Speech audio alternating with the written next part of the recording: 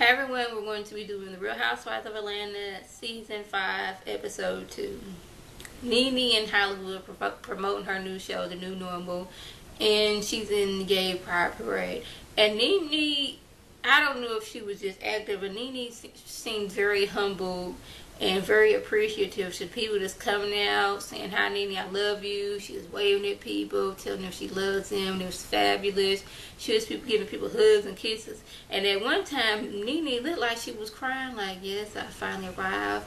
People love me. I love people." And Nene, she was just all kind of like, she was throwing me off this episode, because Nene wasn't that normal Nene, ready to snap at you with the quickest. She was very calm and composed.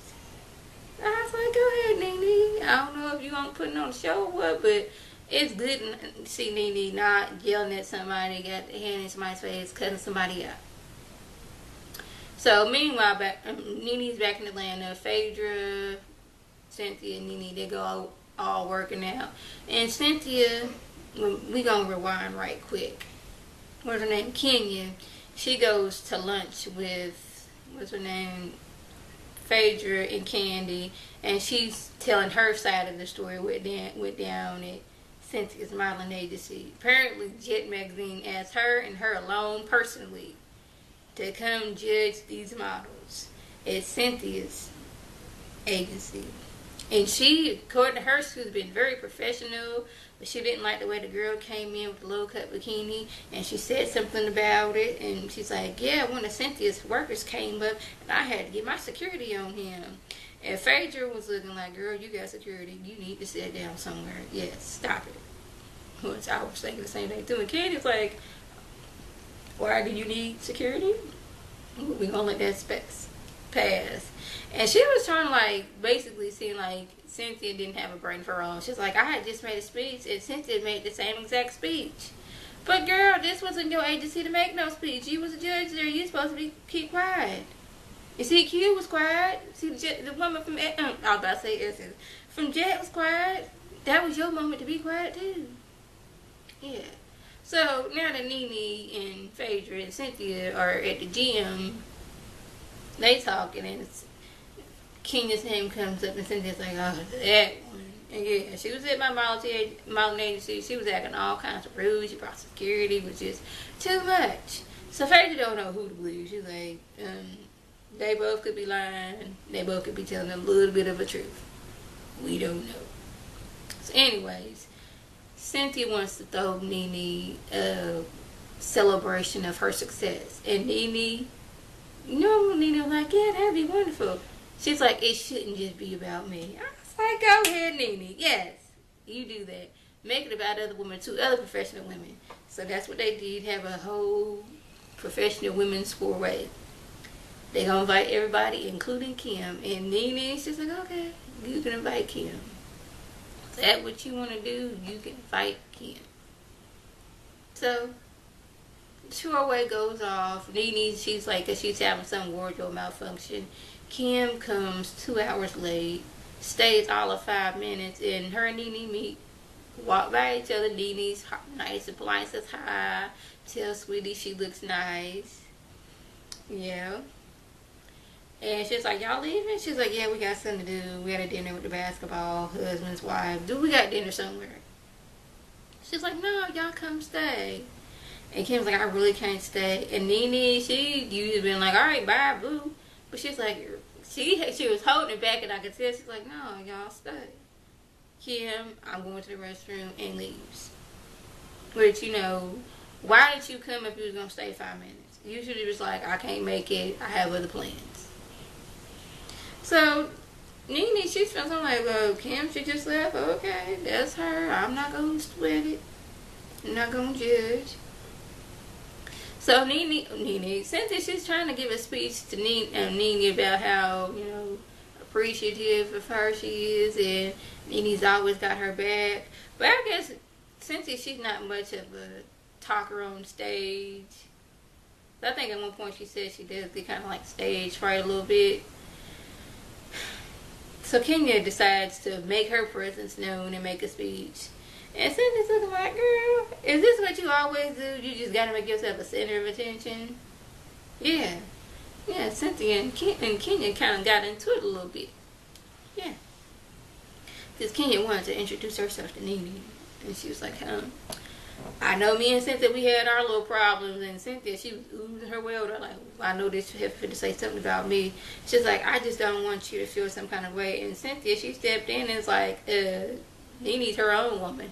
She ain't gonna feel some kind of way. And yes, Kenya's like, are you just a talking head? Is this your talking head? And Cynthia's like, no. If anything, I'm a pretty talking head. So they go back and forth. Cynthia's like, when were you Miss America, before or after Vanessa Williams? And I guess Kenya didn't, sense the shade that she was throwing. But she's like, everybody knows that Vanessa Williams was the first Black Miss America. But Cynthia didn't mean it back then. She was meaning, how old are you? And why are you acting like that? And that's what she meant. Yeah. So apparently we're going to move to Kim since I guess we had to put her segment in there.